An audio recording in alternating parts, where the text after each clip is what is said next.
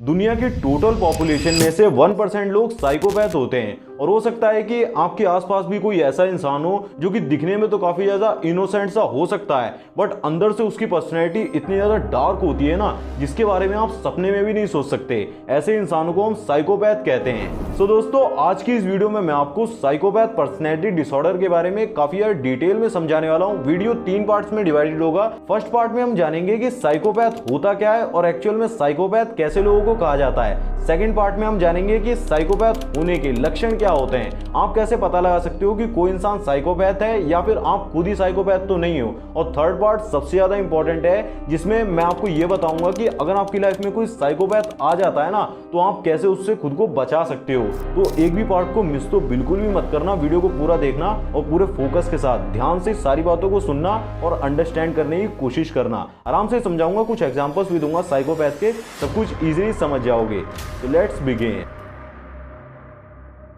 Psychopaths वो लोग होते हैं जिनकी पर्सनैलिटी में कुछ खास ट्रेट्स होते हैं, मतलब ये बहुत ही ज्यादा चार्मिंग और इंटेलिजेंट से होते हैं। जहां पर जो एक सोशियोपैथ होता है ना, वो किसी का भी मर्डर करने के बाद, कोई क्राइम करने के बाद थोड़ा सा गिल्ट फील करता है, थोड़ा सा बुरा फील होता है। बट वहीं पर जो साइकोपैथ्स होते हैं ना, ये बहुत ही ज्यादा डार्क होते हैं। इनकी जो डार्क साइड होती है ना, वो डार्क से भी डार्क होती है। ये कितना ही बड़ा क्राइम क्यों ना कर लें, कितने ही मर्डर क्यों ना कर लें, उसके लिए बिल्कुल भी जरा सा भी गिल्टी फील नहीं करते हैं। और यही चीज इनकी पर्सनैलिटी को और भी ज्यादा डार्क बनाती है।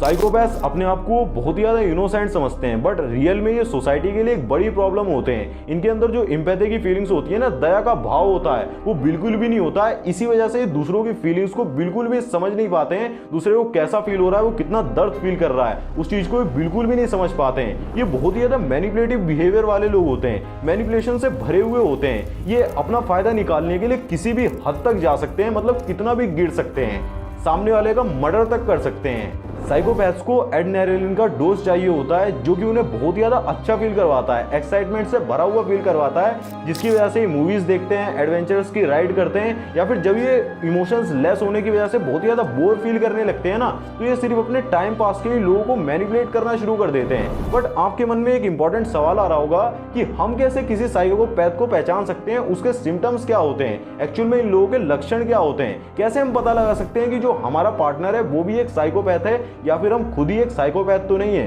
तो यही है हमारा नेक्स्ट इंपॉर्टेंट पॉइंट। साइकोपैथ्स का सबसे पहला सिम्टम होता है मैनिपुलेटिव बिहेवियर। ये लोग दूसरे लोगों को मैनिपुलेट करने और उन्हें अपने इशारों पर नचाने में माहिर होते हैं, और साथ ही ये लोग अपने पार्टनर के सामने बहुत ही ज्यादा इनोसेंट सा रिएक्ट करते हैं। ऐसे रिएक्ट करते हैं कि जैसे इन्हें कुछ पता ही नहीं है, इन्हें तो दुनियादारी के बारे में कुछ पता ही नहीं है, और फिर इसी चीज का फायदा उठाकर अपने पार्टनर को लंबे समय तक उसके ऊपर डार्क साइकोलॉजी का यूज करते हैं, उसे मैनिपुलेट करते हैं, और एक समय के बाद जब ये बहुत ही ज्यादा एग्रेसिव हो जाते हैं ना, तो उसे मार भी देते हैं, उसका मर्डर भी कर सकते हैं। दूसरा सिम्टम होता है एम्पैथी की कमी। ये दूसरों की फीलिंग्स को बिल्कुल भी नहीं समझ पाते हैं, इसी वजह से ये काफी ज्यादा खुदगर्ज हो जाते हैं और सिर्फ अपने फायदे के लिए ही काम करते हैं। देखिए, सेल्फ स्टीम का होना बहुत ही ज्यादा जरूरी है, आपको अपने फायदे के लिए सोचना बहुत ही ज्यादा जरूरी है, बट सिर्फ अपने फायदे के लिए दूसरों को नुकसान पहुंचाना, दूसरों का घाटा करके सिर्फ अपना फायदा करते रहना, ये कोई सेल्फ स्टीम नहीं है, ये सिर्फ एक साइकोपैथी कर सकता है। तीसरा सिम्टम होता है नार्कोटिक टेंडेंसीज। ये अपने आप को सबसे ऊपर मानते हैं, बिल्कुल एक बॉस की तरह, और ऐसा सोचते हैं कि सबको मेरे ही मुताबिक चलना पड़ेगा, मेरे मुताबिक ही जीना पड़ेगा, वरना मैं उसे मार दूंगा, उसे खत्म कर दूंगा। चौथा सिम्टम होता है लाइंग और डिसीट, झूठ बोलना और धोखा देना। बचपन से इनकी हैबिट की तरह होता है। कई बार ऐसा होता है कि सिचुएशन इतनी ज्यादा बेकार नहीं होती है जहां पर ये सच बोलकर भी बच सकते हैं, लेकिन फिर भी ये जानबूझकर झूठ बोलते हैं और सामने वाले को धोखा देते हैं, क्योंकि इन्हें फर्क ही नहीं पड़ता है ना कि सामने वाला कैसा फील कर रहा है, उसे कितना ज्यादा बुरा लगेगा, उस चीज से उन्हें घंटा कोई फर्क नहीं पड़ता है। पांचवा सिम्टम होता है इंपल्सिव बिहेवियर। ये सारे कामों को बिना सोचे समझे ही करते हैं और रूल्स को बिल्कुल भी फॉलो नहीं करते हैं, अपनी लाइफ को अपने मुताबिक ही जीते हैं, भले ही उससे इन्हें दूसरे लोगों को कितना ज्यादा नुकसान ही क्यों ना हो जाए, लेकिन ये कभी किसी के मुताबिक बिल्कुल भी नहीं जीते हैं। अब तक अगर आप वीडियो को देख रहे हो, आपने वीडियो को लाइक नहीं करा है, तो क्या कर रहे हो यार, वीडियो को लाइक कर दो, इतनी ज्यादा इंफॉर्मेटिव नॉलेज दे रहा हूं, फटाफट से लाइक कर दो, मेरा मोटिवेशन बढ़ता है। सिम्टम नंबर 6 होता है हाई फीलिंग्स ऑफ रिवेंज। इनके अंदर जो बदला लेने की भावना होती है ना, वो बहुत ही ज्यादा तीव्र होती है। ये जल्दी से जल्दी अपने अपमान का बदला लेना चाहते हैं। फॉर एग्जाम्पल एक मैं आपको एक साइकोपैथ का और एक लड़की की रिलेशन का एग्जाम्पल बताता हूँ। एक बार क्या हुआ, एक साइकोपैथ एक लड़की के साथ रिलेशन में आ गया, बट वो लड़की को सब नहीं दे पा रहा था जो कि वो एक रिलेशनशिप में चाहती थी।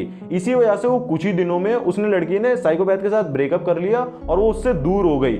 बट साइकोपैथ एक हफ्ते के बाद दोबारा से वापस आता है और उस रोने गाने लग जाता है और ऐसा कहता है कि मैं तुम्हें वो सब देना शुरू कर दूंगा जो कि वो मुझसे चाहती हूँ, मुझे माफ कर दो, मैं आगे से ऐसा नहीं करूंगा। और बाद में उसने वो सब कुछ उसे देना शुरू कर दिया, attention, time, romance, love, gifts, surprises, जो भी वो चाहती थी वो सब देना शुरू कर दिया और उसके साथ डीप लेवल पर एक इमोशनल कनेक्शन बना लिया। और ऐसे ही करके कुछ महीने बीत गए, एक साल बीत गया, वो दोनों अच्छे से ही रहे, काफी अच्छा रिलेशन चल रहा था। फिर उनकी इंगेजमेंट हो गई। फिर इंगेजमेंट के कुछ ही दिनों बाद साइकोपैथ ने अचानक से उससे ब्रेकअप कर लिया, उससे नाता तोड़ दिया। और जब लड़की ने उससे पूछा ना कि तुमने मेरे साथ ऐसा क्यों करा, मुझे धोखा क्यों दिया, तो उसने बोला मैं तो तुम्हारे साथ टाइम पास कर रहा था, मेरे को कोई तुमसे प्यार व्यार नहीं है, मैं सिर्फ तुमसे बदला लेना चाहता था, तुम्हारा दिल दुखाना चाहता था, तुम्हारा दिल तोड़ना चाहता था। जो उसने एक साल पहले उसे ब्रेकअप किया था ना, उससे दूर हो गई थी, वो चीज वो रिवेंज लेने के लिए उसने एक साल अपना लगाया और उसे एंगेजमेंट तक लाकर छोड़ दिया।